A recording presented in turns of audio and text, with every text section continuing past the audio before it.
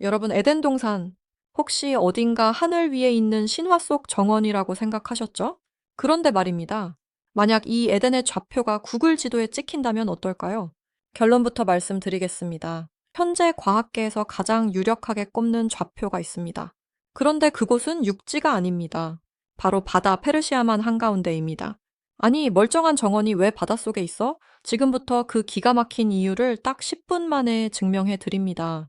우리는 보통 성경 속 에덴을 막연한 판타지로 취급합니다. 하지만 성경은 아주 집요할 정도로 구체적인 지리 정보를 남겨놨습니다. 창세기 2장 10절, 강이 에덴에서 발원하여 내 갈래로 갈라졌다. 그리고 그 강이 이름까지 박제해 놨죠. 첫째 비손, 둘째 기혼, 셋째 히데겔, 넷째 유브라데. 여기서 셋째와 넷째, 티그리스와 유프라테스는 지금도 이라크 땅에 흐릅니다. 문제는 앞에 두 강, 비손과 기온입니다. 이 두 놈이 지도에서 증발해버린 겁니다. 그래서 사람들은 말했죠. 제오바, 두 개는 가짜네. 에덴은 뻥이야. 그런데 반전이 일어납니다. 1993년 보스턴 대학의 파루크 엘파즈 박사가 아주 충격적인 발표를 합니다. 사우디아라비아의 메마른 사막 지하를 위성 레이더로 스캔해 봤더니 모래 아래에 거대한 강줄기의 흔적이 발견된 겁니다. 실개천 수준이 아닙니다. 일부 구간은 폭이 5km나 되는 한때 엄청난 물이 콸콸 흘렀던 거대한 쿠웨이트 강이었습니다. 자, 이제 지도를 펴봅시다. 북쪽에는 티그리스와 유프라테스가 흐릅니다. 남쪽에는 위성이 찾아낸 사막의 강, 비손의 유력 후보가 있습니다. 그리고 동쪽, 이란의 카룬 강을 사라진 기혼 강으로 봅니다. 이 네 개의 선을 지도 위에 쭉 그어볼까요? 놀랍게도 이 선들이 만나는 교차점은 이라크 남부의 육지가 아닙니다. 네 강이 합쳐지는 곳 바로 지금의 페르시아만 바다 한가운데로 떨어집니다. 여기서 소름 돋는 팩트 하나. 지금으로부터 15,000년 전 빙하기 시절에는 해수면이 지금보다 100m나 낮았습니다. 즉, 지금 물이 출렁이는 저 페르시아만은 그때는 바다가 아니라 육지였다는 겁니다. 그것도 사방에서 물이 모여드는 거대한 오아시스였죠. 자, 이제 퍼즐이 맞춰지기 시작합니다. 삭막한 사막 한가운데 4개의 거대한 강이 물을 공급하는 초록색 분지. 주변은 죽음의 땅이지만 여기만 들어가면 과일이 넘쳐나고 동물이 뛰어놉니다.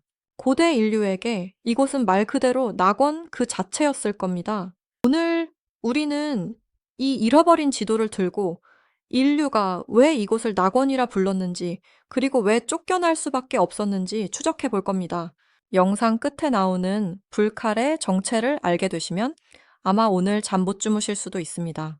먼저 첫 번째 미스터리 사라진 강 이야기부터 확실히 짚고 넘어가죠. 아까 말씀드린 파루크 엘바즈 박사의 발견이 왜 중요하냐면요.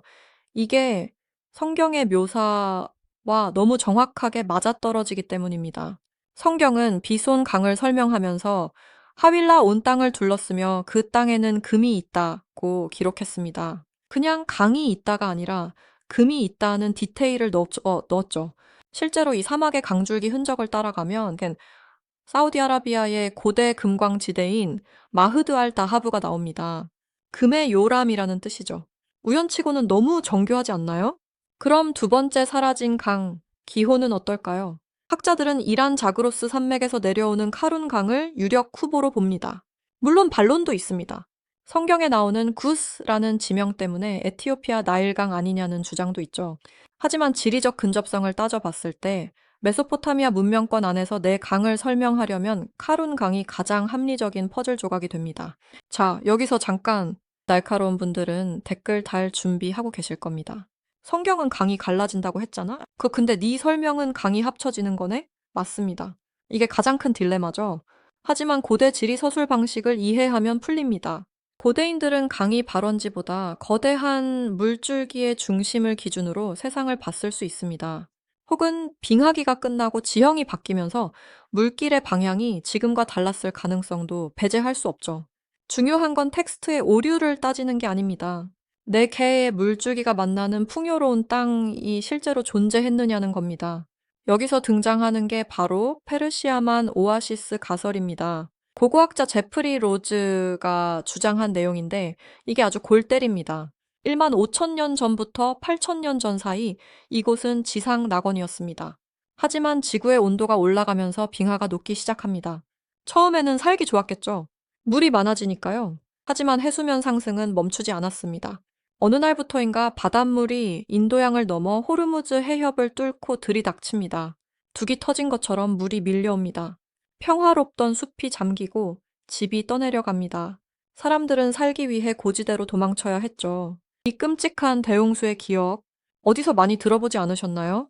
네, 성경의 노아의 홍수, 그리고 수메르 신화의 길가메시 서사시. 이 모든 대홍수 전설이 바로 이 낙원의 침수 사건을 목격한 생존자들의 증언일 수 있다는 겁니다. 에덴에서 쫓겨난 아담과 이브 이야기, 다들 아시죠? 선악과를 따먹고 추방당했다는 그 이야기요. 이걸 지질학적 관점으로 다시 읽어보면 소름이 돋습니다. 물이 차오르면서 사람들은 비옥한 오아시스에서 쫓겨나 척박한 주변 땅으로 밀려납니다. 낙원에서는 손만 뻗으면 과일을 먹었지만 밖에서는 땅을 갈고 땀을 흘려야 겨우 먹고 살 수 있습니다. 네오는 흙으로 돌아갈 때까지 얼굴에 땀을 흘려야 먹을 것을 먹으리니, 이 성경 구절이 단순한 저주가 아니라 당시 기후 난민들의 처절한 생존 현실을 묘사한 다큐멘터리였다면 어떨까요? 그리고 여기서 더 충격적인 해석 하나 던집니다. 에덴 동쪽을 지킨다는 불칼, 즉 회전하는 불의 정체입니다. 성경은 인간이 다시 들어오지 못하게 불칼을 두었다고 합니다. 어떤 학자들은 이걸 보고 이렇게 해석합니다.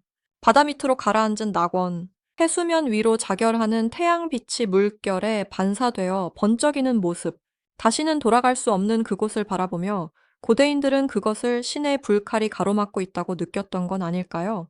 에덴은 신비로운 마법의 땅이 아닙니다. 인류가 가장 행복했던 시절, 하지만 기후 변화라는 거대한 재앙 앞에서 속수무책으로 잃어버려야 했던 우리의 수장된 고향입니다. 페르시아만의 검푸른 바다 아래에는 아직도 그 옛날의 강줄기와 누군가 살았던 집터가 잠들어 있을지 모릅니다. 지금 우리는 위성 사진으로 그 흔적을 봅니다. 하지만 고대인들은 그 기억을 이야기로 남겼습니다. 좌표는 바다를 가리키고 이야기는 우리 가슴을 가리킵니다. 여러분에게도 있나요? 다시는 돌아갈 수 없어서 더 애틋한 여러분만의 에덴 동산이. 오늘 이야기는 여기까지입니다. 다음 영상에서는요, 이 에덴을 집어삼킨 대홍수가 사실은 문명을 탄생시킨 방아소해였다는 아주 역설적인 진실을 파헤쳐 보겠습니다. 오늘 내용이 흥미로웠다면 구독 버튼 한번 눌러주시고요. 저는 더 지독한 미스터리를 들고 돌아오겠습니다.